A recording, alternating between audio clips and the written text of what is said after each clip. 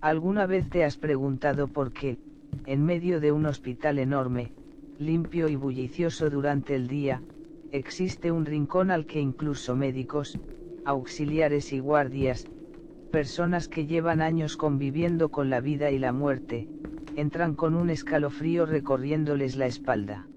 Un lugar que siempre es más frío que el resto, incluso cuando el sistema de aire acondicionado ha dejado de funcionar. Un lugar donde el fuerte olor a desinfectante parece intentar ocultar algo más oscuro, algo que permanece escondido en lo más profundo de unos muros manchados y envejecidos.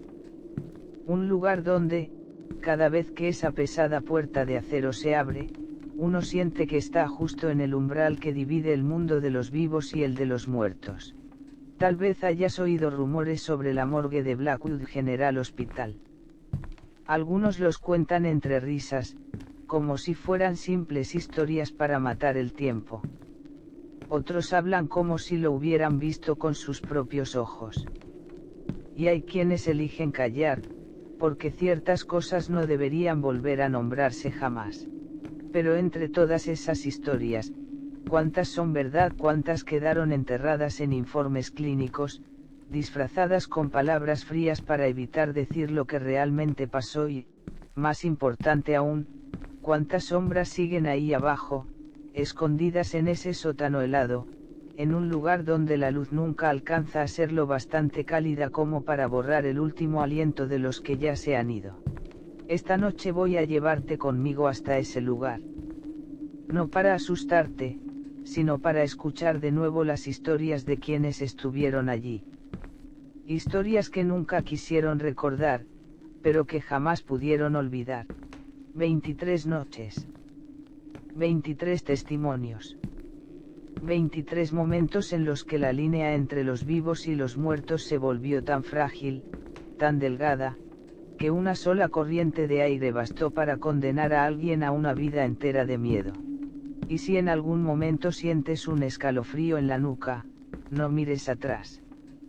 Solo respira hondo, mantén el pulso firme, y ven conmigo. Porque una vez que esta puerta se abra, nadie sabe qué estará esperando del otro lado. Noche 1, el cadáver se incorporó y me miró a la cara. La primera noche de Ethan en la morgue de Blackwood General Hospital fue una de esas noches que jamás se borran. No importó cuántos turnos hizo después, cuántos cadáveres vio, ni cuánta muerte tuvo que soportar con el paso del tiempo. Nunca consiguió olvidar aquella sensación. Un frío que le atravesó la espalda como una aguja de hielo. No era el frío del clima, ni el del aire acondicionado. Era otra cosa. Algo más profundo. Como si hubiera quedado de pie frente al último límite de alguien que llevaba demasiado tiempo fuera de este mundo. Ethan tenía apenas 24 años. Era joven, enérgico, lleno de esa confianza propia de quienes creen que, si son lo bastante fuertes, podrán superar cualquier cosa. Y, sobre todo, no creía en fantasmas. Para él, todos aquellos rumores sobre la morgue, el olor a muerte, las sombras al final del pasillo, los pasos que se escuchaban detrás de uno en mitad de la noche, no eran más que cuentos inventados por gente mayor para mantenerse despierta durante los turnos nocturnos. Lo que Ethan no sabía era que esa misma noche iba a convertirse en parte de uno de esos rumores. Anocheció rápido. De ese modo pesado y húmedo en que todo el hospital parece hundirse bajo una capa espesa de aire inmóvil. Hacia las 8 empezó a caer una llovizna fina y persistente, y las gotas golpeaban el techo de chapa con un sonido metálico, lejano, casi como si algo golpeara desde otro mundo. La morgue estaba detrás del edificio principal, apartada, casi aislada del resto del hospital. A Ethan le asignaron el turno allí porque el guardia habitual tenía fiebre alta. La única persona que trabajaba cerca de la zona esa noche era Víctor, un hombre de casi 40 años que llevaba cerca de una década en ese lugar. Víctor tenía el rostro serio y la mirada siempre un poco baja, como la de alguien que había visto demasiadas cosas que nunca quiso recordar. Ethan lo saludó, pero Víctor solo asintió sin añadir una palabra. Ethan pensó que era un hombre difícil, frío. No imaginaba que, detrás de aquel silencio, se escondía algo que solo entendería al final de la noche. Poco antes de las 11, bajaron un cadáver. Era un anciano de unos 70 años, muerto por un paro cardíaco repentino. Al recibir el cuerpo, Ethan sintió todavía el peso del frío que desprendía la carne de alguien que apenas llevaba unas horas sin vida. Los familiares venían detrás, llorando sin consuelo. Pero al llegar a la puerta del sótano de la morgue, se quedaron en silencio de golpe. No porque el dolor hubiera desaparecido, sino porque el aire de aquel lugar parecía tragarse incluso el llanto. Arriba quedaban los recuerdos de la vida. Abajo solo existía el silencio absoluto. Ethan ayudó a empujar la camilla hasta la cámara fría número 3. Revisó los documentos, cerró la pesada puerta de acero y vio marcharse al resto. Pero cuando se giró para irse, escuchó a su espalda un leve golpe seco. Touk. La puerta seguía cerrada. Ethan miró otra vez y se dijo que seguramente era el metal contrayéndose por la diferencia de temperatura. Algo completamente normal. O eso creyó. No sabía que aquella había sido solo la primera señal. Subió a la sala de control, donde estaban los monitores de las cámaras, las escaleras que bajaban al sótano, el pasillo, la puerta de la cámara fría, la zona donde se guardaban las camillas de repuesto. Todo estaba quieto. Silencioso. Inmóvil. El ambiente allí arriba seguía siendo tan frío que Ethan tuvo que frotarse las manos. Intentó convencerse, no es nada. Es normal. Solo hace frío porque acabo de bajar. Pero a las 12:48, mientras inclinaba la cabeza para revisar unos expedientes, un estruendo resonó de golpe en el sótano. El golpe fue tan fuerte que hasta el suelo de la sala de control vibró bajo sus pies. Ethan se puso de pie de un salto. Miró los monitores. Ninguna cámara mostraba movimiento. La puerta de la cámara fría seguía cerrada. La camilla no se había movido. No había nadie bajando las escaleras. Entonces, ¿de dónde había salido aquel ruido? Tomó una linterna y tragó saliva. El miedo le aceleró el corazón, pero se negó a admitirlo. Se dijo a sí mismo, en voz baja: no es nada, seguro que solo se cayó algo. Y con esa mentira para darse valor, empezó a bajar las escaleras. Cada paso retumbaba con claridad en medio de aquel silencio muerto. Cuanto más descendía, más frío se volvía el aire. Un frío tan intenso que sentía los oídos entumecidos. Al llegar abajo, una bombilla amarillenta, débil y a punto de fundirse, proyectaba una luz enfermiza que hacía el lugar todavía más siniestro.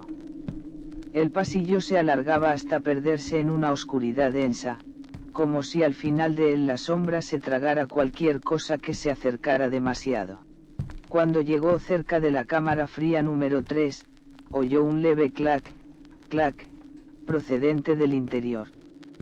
No sabía si eran piezas metálicas chocando entre sí o algo, moviéndose. Se quedó inmóvil unos segundos. Respiró hondo. Luego metió la llave y giró el cierre de la puerta de acero.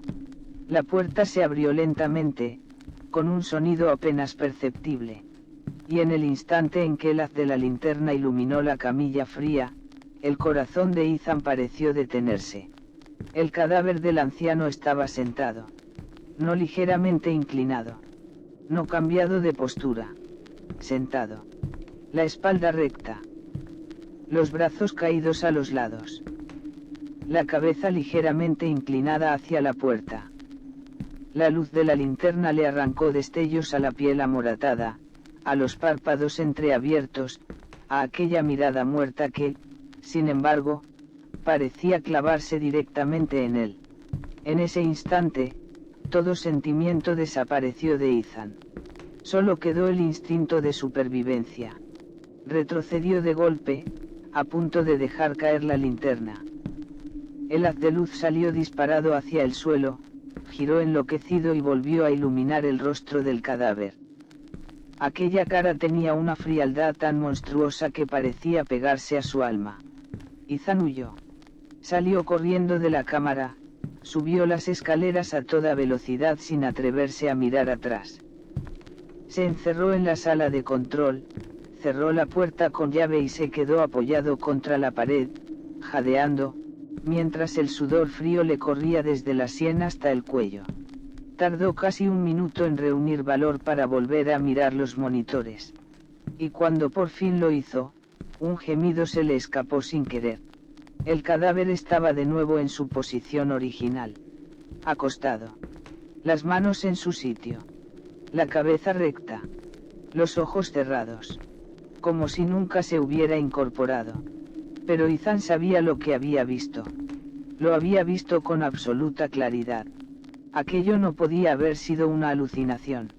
Con las manos temblorosas, tomó el walkie-talkie.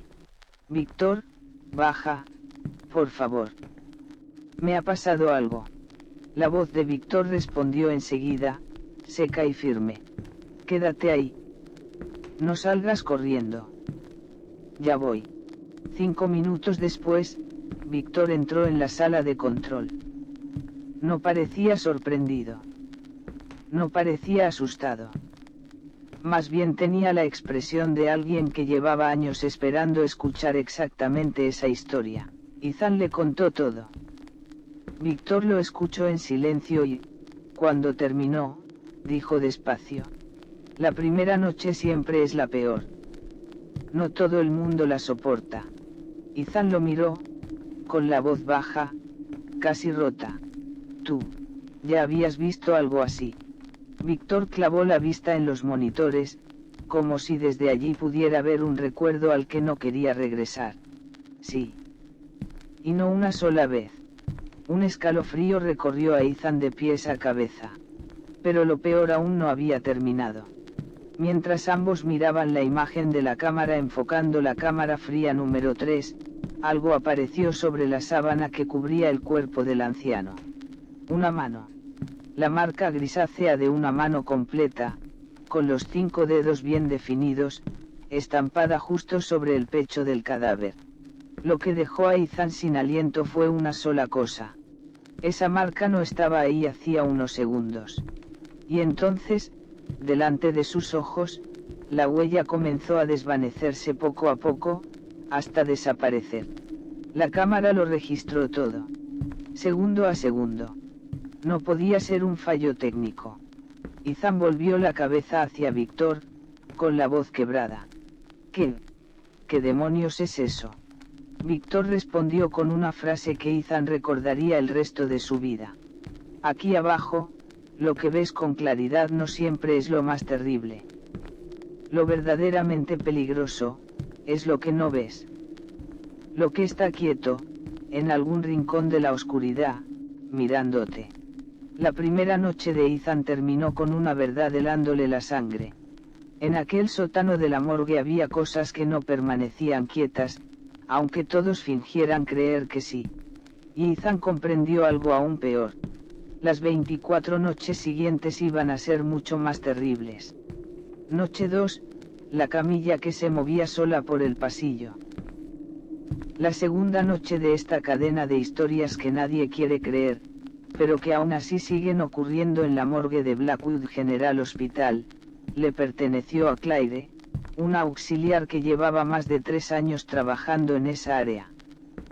Claire no era una mujer temeraria, ni de esas que se toman lo sobrenatural como si fuera algo normal. Pero era de esas personas que no tienen demasiadas opciones. Venía de una familia humilde, con padres mayores y un hijo pequeño al que alimentar, así que aceptaba todos los turnos nocturnos que podía para ganar un poco más. Y aún así, había noches en las que no podía evitar preguntarse si sobrevivir era razón suficiente para pagar con la paz de su propia mente. Aquella noche era sofocante, completamente distinta a la llovizna fría que Ethan había soportado la noche anterior. El aire del hospital estaba espeso, caliente, pegajoso, como si bastara con quedarse quieto unos segundos para sentir el calor subiéndole por la piel. Claire revisaba en la sala de guardia los materiales de rutina, mascarillas de repuesto, guantes, desinfectante, notas de coordinación.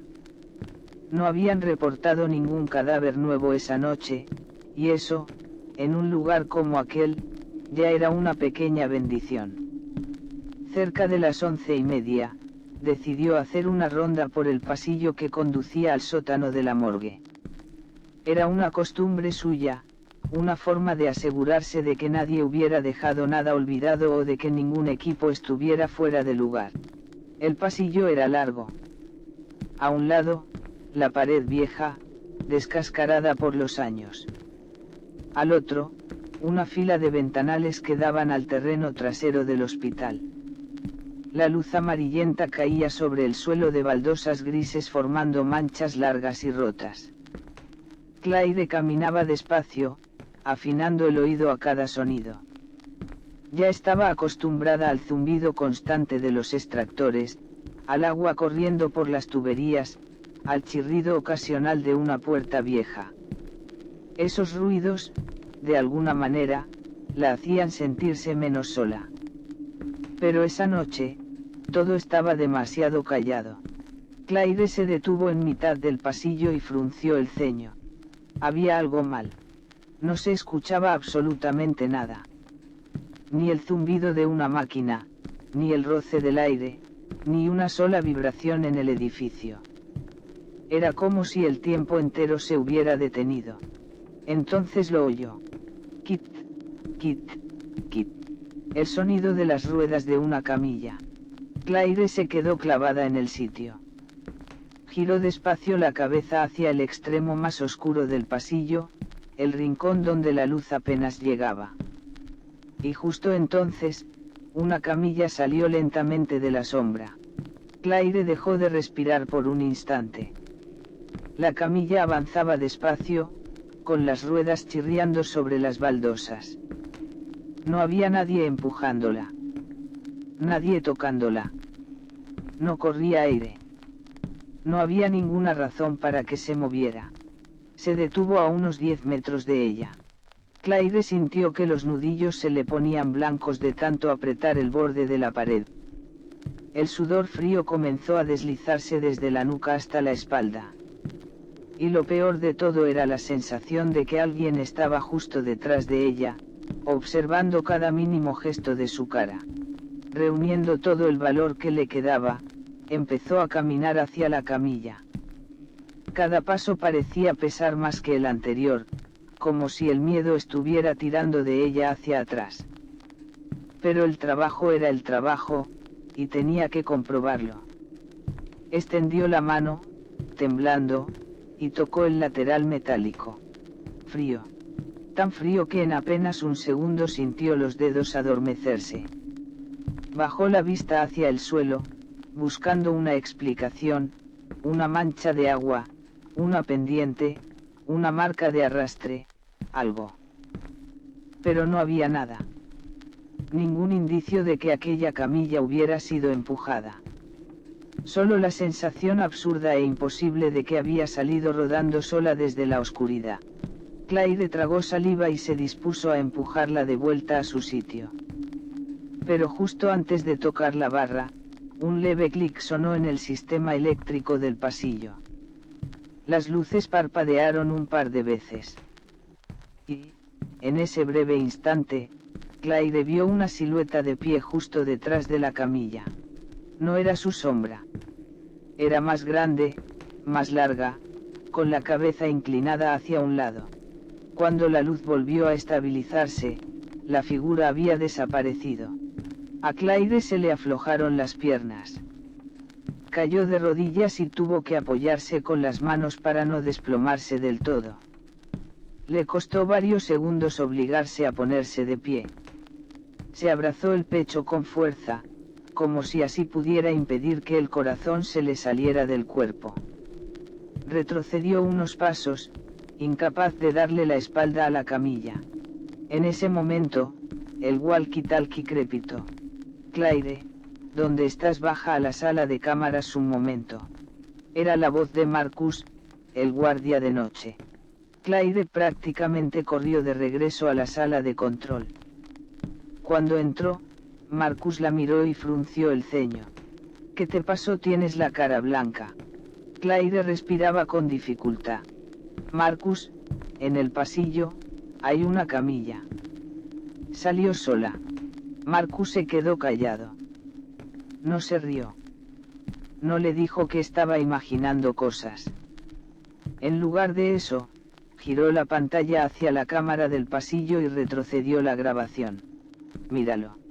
En la pantalla, la camilla efectivamente aparecía saliendo sola desde el rincón oscuro. Pero lo que hizo que Claire sintiera un vacío helado en el estómago fue otra cosa. Justo en el momento en que la camilla se detenía, detrás de ella aparecía durante apenas un segundo la figura de un hombre vestido con bata de paciente, encorvado, como si estuviera inclinado observándola por detrás. El rostro quedaba casi oculto por el pelo y por el parpadeo de la luz.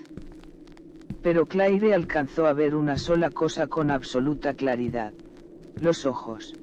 Abiertos de una forma antinatural. Blancos. Desmesurados. Como si intentaran mirar a través de la cámara. A Claire se le aflojaron las piernas otra vez y tuvo que sujetarse del borde de la mesa para no caer. Marcus puso una mano en su hombro y, con voz más grave, dijo: esa parte ya la cortaron. No dejes que nadie más la vea. Claire levantó la vista y preguntó en un hilo de voz: entonces, ¿a ti también te pasó? Marcus no respondió de inmediato. Se quedó mirando la pantalla durante largo rato antes de decir: cuanto más tiempo trabajas aquí, más cosas ves. Pero no dejes que esto se te meta en la cabeza. Mantente tranquila. Haz tu trabajo. Claire bajó la mirada, pero en el fondo sabía que aquello no podía reducirse a nervios o sugestión. La sombra que había visto, el frío del metal, el sonido de las ruedas moviéndose solas, todo había sido demasiado claro, demasiado real. Esa noche, Claire no hizo ni una sola ronda más. Se quedó sentada en la sala de control, con los ojos clavados en las pantallas, como si así pudiera descubrir quién, o qué, era la figura del pasillo. Pero no volvió a aparecer nada. El corredor permaneció quieto. La camilla no se movió. Y alrededor de las 3 de la madrugada, cuando el cansancio empezaba a cerrarle los párpados, el sonido regresó. Esta vez no era una camilla. Eran dos. Claire se puso de pie de golpe y miró la pantalla. Desde el fondo oscuro del pasillo que llevaba a la morgue, 2 camillas comenzaron a avanzar al mismo tiempo, una al lado de la otra, con una lentitud casi ceremonial. No había nadie detrás de ellas. No había sombra. No había viento. Solo el chirrido de las ruedas arrastrándose por el suelo, alargado y quejumbroso, como si alguien estuviera gimiendo en mitad de la noche. Cuando las 2 camillas llegaron al punto donde la luz era más fuerte, se detuvieron exactamente al mismo tiempo. Y en ese preciso instante, la imagen de la cámara se distorsionó durante un segundo. Cuando la señal volvió a aclararse, Claire vio algo más. En la pared del pasillo había aparecido la marca tenue de una mano. Estaba estampada en un lugar al que nadie habría podido llegar sin colocarse justo delante. Era una mano pequeña, delgada, huesuda, como la mano de alguien muerto hacía mucho tiempo. Claire gritó. Marcus entró de inmediato, apartó la silla con brusquedad para sentarla y apenas vio la pantalla, apagó la cámara del pasillo. No sigas mirando. Luego añadió, muy bajo, con una voz quebrada que a Claire le heló la sangre. Si quieres seguir viva, hay cosas que es mejor no mirar. Claire temblaba. Entonces, ¿qué es eso?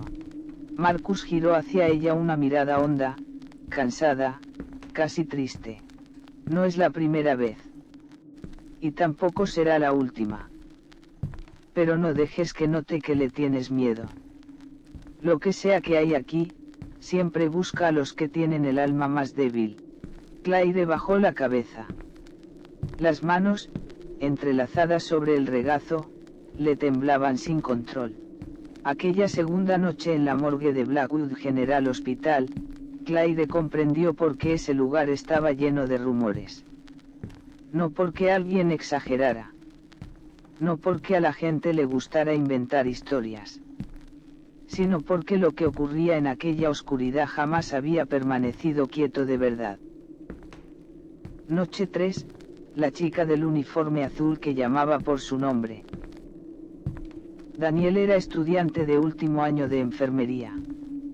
Apenas llevaba una semana de prácticas en Blackwood General Hospital cuando lo asignaron a ayudar en la morgue. Nadie le explicó por qué al más joven, al menos experimentado, le daban precisamente el trabajo que casi todos evitaban. Cada vez que preguntaba, le respondían con evasivas, alguien estaba ausente, solo era un cambio temporal. Pero la manera en que todos evitaban mirarlo a los ojos cada vez que se mencionaba la morgue le dejaba claro que había algo más. Daniel era curioso, aunque también impresionable. Había escuchado muchas historias de fantasmas, pero nunca había visto nada tan claro como para verse obligado a creer. Le gustaba pensar que era valiente, que no se asustaba con facilidad. Pero uno solo descubre lo débil que puede ser cuando se enfrenta a algo que no cabe dentro de la razón. En su tercera noche de guardia, le pidieron quedarse vigilando expedientes y ayudando en caso de que llegara un nuevo cuerpo. A esas horas, la zona estaba casi vacía, solo Daniel, una auxiliar en el piso superior y el guardia nocturno. El pasillo que llevaba al sótano de la morgue parecía demasiado largo. La luz amarillenta caía sobre el suelo y hacía que las sombras se deformaran y se movieran con cada paso. Daniel bajó con el walkie-talkie en una mano. A medida que descendía, la luz se debilitaba y el aire se volvía tan frío que la piel de sus brazos se erizaba una y otra vez. La morgue tenía un olor muy particular, desinfectante, metal helado y ese aire pesado de los lugares por donde demasiada gente entra, pero nunca vuelve a salir. Daniel intentó tranquilizarse repitiéndose que no pasaba nada, que solo estaba haciendo su trabajo, que los muertos se quedaban quietos. Pero fue precisamente esa idea la que le aceleró el corazón. Sin saber por qué, su mente empezó a llenarse de imágenes que no quería tener, una mano fría agarrándole el tobillo desde debajo de una camilla, una puerta entreabierta con unos ojos observándolo desde dentro, una figura esperando inmóvil al final del pasillo. Obligándose a concentrarse, abrió el archivador para revisar unos registros. Un papel cayó al suelo. Cuando se inclinó para recogerlo, oyó una voz lejana desde el fondo del pasillo. Daniel. Se quedó inmóvil. Sabía que no lo había imaginado. Era una voz femenina, joven, alargada y tenue como el viento pasando por una rendija. Giró la cabeza hacia la oscuridad del fondo. No vio nada. Solo una masa negra de silencio. Se reprendió a sí mismo y pensó que debía de haber sido el cansancio. Pero al incorporarse, la voz volvió a escucharse, más clara, más cerca, como si hubiese cruzado el pasillo para plantarse justo a su espalda. Daniel, ven. Se giró tan rápido que casi perdió el equilibrio. Detrás de él solo había pared y vacío. El frío le recorrió la espalda hasta las rodillas. Apuntó con la linterna hacia el extremo del sótano. El haz de luz llegó hasta una esquina oscura y allí se detuvo en algo que le apretó el corazón de golpe. Había una figura humana de pie. No se veía el rostro. No se movía. Solo estaba allí, orientada exactamente hacia él. Llevaba una bata de paciente azul pálido, como la que usaban los internados del hospital. Daniel entrecerró los ojos, pensando por un instante que quizá algún paciente se había perdido y había bajado donde no debía. Pero cuando volvió a pasar la linterna por el mismo punto, la figura ya no estaba. Había desaparecido como si nunca hubiera existido. Daniel se quedó helado, con la mente vacía durante varios segundos. Entonces sintió un soplo helado contra la nuca. El aire a su alrededor pareció espesarse, como si alguien estuviera justo detrás de él, observándolo en silencio. No se atrevió a darse vuelta. La mano que sostenía la linterna comenzó a temblar y el cuerpo entero se le quedó sin fuerza. Y entonces la voz femenina volvió a oírse, esta vez pegada a su oído izquierdo, tan cerca que parecía entrarle directamente por la piel. Daniel, me duele. El grito se le atascó en la garganta. Salió corriendo escaleras arriba, tropezando casi en cada escalón. Cuando llegó a la sala de guardia, la auxiliar del turno superior lo miró con sobresalto y le preguntó qué le pasaba. Daniel apenas podía hablar. Ella le acercó un vaso de agua y, al verlo tan alterado, le pidió que se lo contara. Él solo alcanzó a decir que alguien lo había llamado por su nombre. La auxiliar lo observó unos segundos y le preguntó si había sido una voz de mujer. Daniel asintió. A ella se le borró el gesto de inmediato.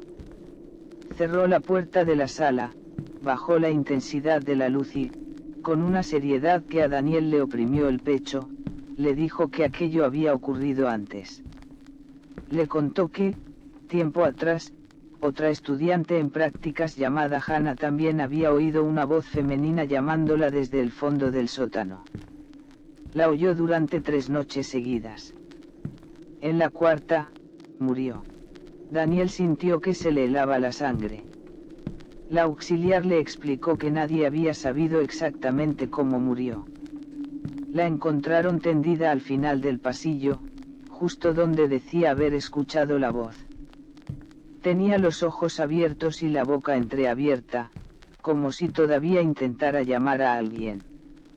Lo peor de todo era que aquel día llevaba su uniforme de prácticas, pero la cámara del fondo había grabado, antes de su muerte, la imagen de una figura con bata azul de paciente parada en ese mismo lugar. Daniel tragó saliva con dificultad. Le costaba incluso procesar lo que estaba oyendo. La auxiliar le dijo que, desde entonces, si alguien escuchaba una voz femenina llamándolo por su nombre en el sótano, debía alejarse del final del pasillo, no responder y, sobre todo, no acercarse jamás. Daniel apretó las manos y preguntó qué significaba que la voz supiera su nombre. Ella bajó la vista y respondió que el verdadero problema no era que lo conociera, sino que, cuando esa voz llamaba a alguien, esa persona rara vez conservaba la cordura durante mucho tiempo. El frío volvió a subirle desde la espalda hasta la nuca. Daniel recordó la figura del uniforme azul, la voz tan tenue que no sabía si era humana o apenas viento, y aquella respiración helada junto a su oído, con un rastro extraño, casi medicinal. Entonces tomó el walkie-talkie y llamó a Marcus, pidiéndole que bajara a revisar porque había visto a alguien con bata azul al final del sótano. Marcus le respondió de inmediato que se mantuviera alejado y que no volviera a bajar. Pocos minutos después, Marcus entró en la sala con una expresión que no mostraba sorpresa alguna. Como si lo que Daniel acababa de vivir no tuviera nada de extraordinario. Lo miró a los ojos y le preguntó si había oído claramente qué decía la voz. Daniel, todavía temblando, respondió que lo había llamado por su nombre, y que decía que le dolía. Marcus soltó el aire lentamente, como si aquella respuesta confirmara algo que ya temía. Luego le explicó, sin demasiadas palabras, que la gente creía que Hannah había muerto por seguir aquella voz. Que una vez la escuchabas, sentías como si algo empezara a arrastrarte, poco a poco, hacia el fondo del pasillo. Y que, si quería salir entero de aquello, debía mantener la cabeza fría. Daniel pasó el resto de la noche sin dormir. Se sentó con la espalda pegada a la pared y los ojos fijos en la puerta de la sala. Temía que se abriera sola. Temía volver a oír aquella voz. Temía, sobre todo, la oscuridad del final del sótano, el mismo lugar donde la figura había aparecido y desaparecido ante sus ojos. Pero lo peor llegó cerca de las 4 de la madrugada. Mientras permanecía solo en silencio, el walkie-talkie que había dejado sobre la mesa soltó un pequeño chisporroteo. Después, una voz femenina, leve como un suspiro y lejana como si surgiera del fondo de un pozo, susurró: «Daniel, ven conmigo». El vaso de agua se le resbaló de las manos. Y en ese instante comprendió algo con absoluta certeza: la tercera noche en la morgue de Blackwood General Hospital no había sido un episodio aislado. Había sido apenas el principio de una obsesión que lo perseguiría durante el resto de su vida. Noche 4, lo que se arrastraba detrás de él. La cuarta noche le perteneció a un hombre que nunca había tenido miedo de nada. O al menos, eso era lo que él siempre había creído. Se llamaba Mason y llevaba más de 3 años trabajando como encargado de limpieza en la morgue de Blackwood General Hospital. Todos, desde médicos hasta auxiliares y guardias, conocían su carácter, seco, callado, brusco y completamente incrédulo frente a cualquier historia de fantasmas o supersticiones. Para Mason, los vivos eran 100 veces más peligrosos que los muertos, y aquel sótano helado detrás del hospital no era más que su lugar de trabajo. Un sitio lleno de químicos, camillas, cadáveres y cuentos exagerados que la gente repetía para asustarse entre ellos. Pero aquella noche cambió algo en él de una forma tan profunda que, desde entonces, no volvió a quedarse solo en la oscuridad ni una sola vez. No llovía, pero la niebla era espesa y el vidrio que daba a la sala de preparación de cuerpos se iba empañando poco a poco con el aire helado del interior. Mason se puso los guantes de goma y empujó la familiar puerta metálica. El olor a formalina, cloro diluido y descomposición se mezclaba en una masa densa que solo alguien con años en el oficio podía soportar sin vacilar. Encendió la luz fluorescente. La claridad blanca y fría recorrió la estancia alargada, las mesas de preparación, los lavabos de acero, los armarios, unas telas colgadas. No había nada fuera de lugar. Su tarea era sencilla: limpiar los restos de fluidos que habían quedado de un procedimiento realizado por la tarde, pasar la fregona y cerrar luego el armario del material. No le gustaba quedarse mucho tiempo allí por la noche, pero el trabajo era el trabajo. Se agachó y comenzó a frotar el suelo con el palo de la mopa. El sonido del cepillo sobre las baldosas húmedas marcaba un ritmo monótono, casi hipnótico. No pensaba en nada en particular cuando apareció aquella sensación. Extraña. Inquietante. Cada vez que se inclinaba hacia el suelo, sentía que algo estaba detrás de él. No escuchaba pasos. No oía respiración. Era peor que eso. Era la certeza de que alguien estaba parado a apenas unos centímetros de su espalda, mirando por encima de su hombro lo que hacía. Al principio Mason se obligó a seguir, convencido de que estaba cansado y de que todo era producto de la fatiga. Pero cada vez que volvía a agacharse, la misma impresión regresaba, más fuerte, más nítida, como si un rostro se inclinara lentamente hacia su hombro para observarlo trabajar. Se giró de golpe. No había nadie. El cuarto estaba en silencio absoluto. El extractor seguía girando. Las paredes húmedas seguían igual de frías. Volvió a lo suyo, decidido a ignorar aquella paranoia. Sin embargo, antes de que pasaran 5 minutos, la sensación regresó. Esta vez no fue solo la presencia detrás de él. Fue una exhalación helada directamente sobre la nuca. Meisan se incorporó bruscamente y lanzó una sola palabra al aire, con rabia, más para darse valor que para esperar una respuesta. Nadie contestó. No se oyó nada más. Pero entonces, por el rabillo del ojo izquierdo, vio una figura cruzar fugazmente detrás de la hilera de armarios metálicos del fondo. Giró la linterna hacia allí al instante. Nada. Ni un movimiento. Ni un ruido. Solo oscuridad. Maldijo por lo bajo y volvió a la limpieza, aunque esta vez sintió con total claridad que la mano con la que sujetaba la mopa le estaba temblando. Pasaron unos minutos. Meisan se inclinó de nuevo para limpiar la parte del suelo cercana al desagüe. Y entonces la presencia volvió. Pero ya no como una simple sensación a su espalda. Esta vez sintió una mano posándose sobre su hombro. Se levantó de golpe como si lo hubieran electrocutado y se giró violentamente. No había nadie.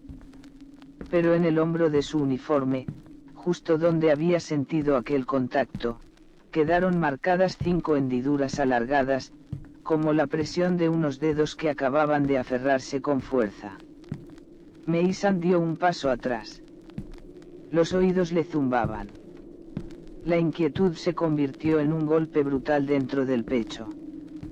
No recordaba haber temblado así en toda su vida.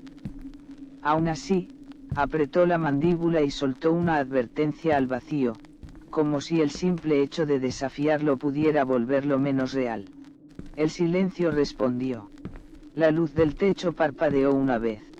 Y en ese único latido de penumbra, Meisan vio un rostro en la esquina del cuarto, pegado a la pared.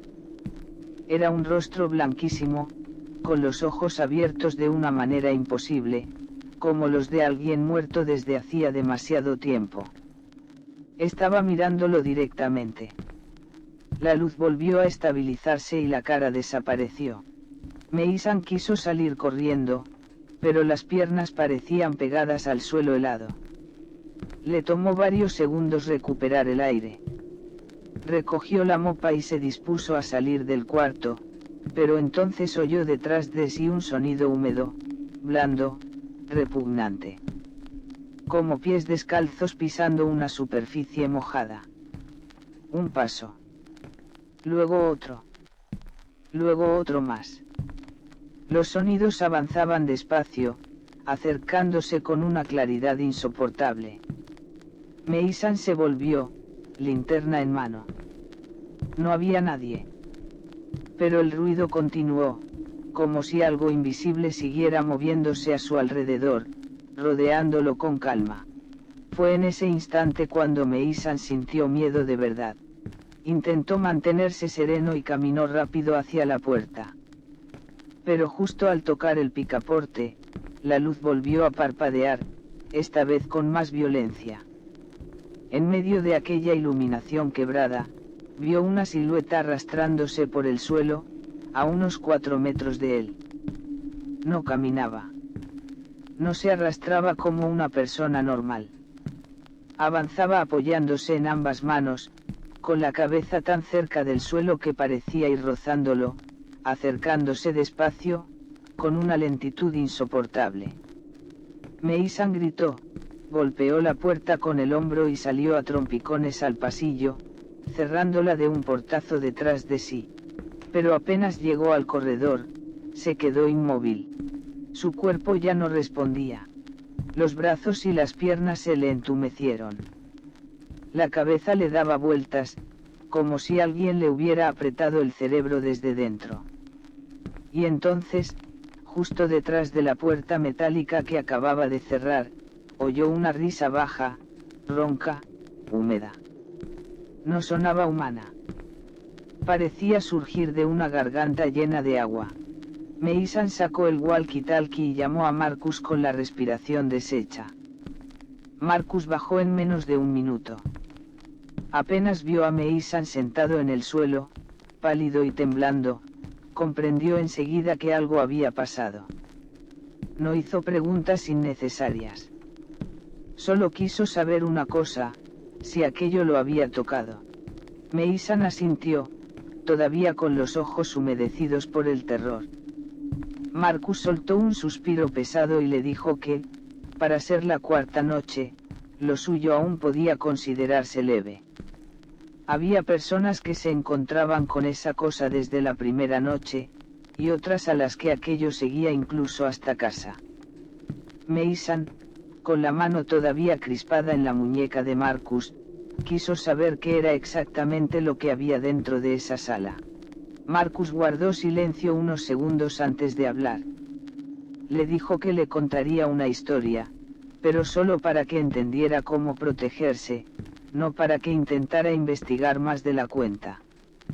Años atrás, en aquella misma sala de preparación, habían recibido el cuerpo de un hombre que se había quitado la vida. Llevaba mucho tiempo muerto cuando lo encontraron y el cadáver había llegado en muy mal estado. Apenas pudieron hacer una preparación básica. Aquel hombre, antes de morir, había tenido graves problemas mentales. Y desde entonces, mucha gente empezó a decir que las almas que morían en un estado así no encontraban descanso con facilidad. Marcus le contó que, 3 días después de haber bajado aquel cuerpo, un empleado de limpieza se agachó a lavar unas manchas de sangre en el suelo. Sintió de pronto que algo lo observaba desde atrás. Se giró y vio una cara inmóvil, mirándolo fijamente. Poco después, el hombre empezó a convulsionar en plena sala. Los ojos se le voltearon. El cuerpo se le sacudió con violencia, como si algo se le hubiera metido dentro. Desde entonces, cada persona que se inclinaba a trabajar en aquel cuarto sentía lo mismo, alguien detrás. Algunos decían haberle visto el rostro. Otros escuchaban respiración.